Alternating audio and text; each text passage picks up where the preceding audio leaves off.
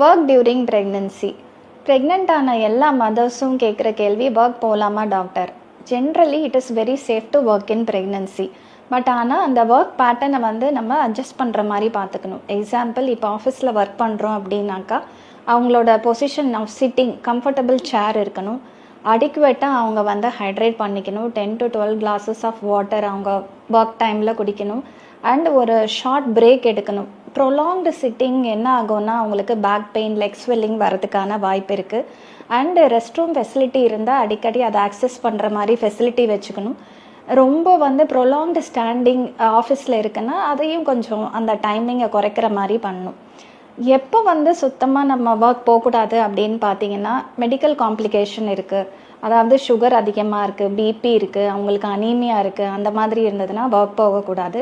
அது தவிர்த்து இப்போது அவங்களோட ஒர்க் பேட்டர்னில் இன்ஃபெக்ஷன் வர வாய்ப்பு இருக்குது, ரேடியேஷன் எக்ஸ்போஷர்லாம் இருக்குது, அண்ட் அவங்க ஒர்க் ஷிஃப்ட்டை பண்ணவே முடியல, ரொம்ப லாங் ஸ்டாண்டிங் ஆஃப் ஒர்க் பேட்டர்னாக இருக்கவங்களுக்கு அவங்க அவாய்ட் பண்ணுறது நல்லது.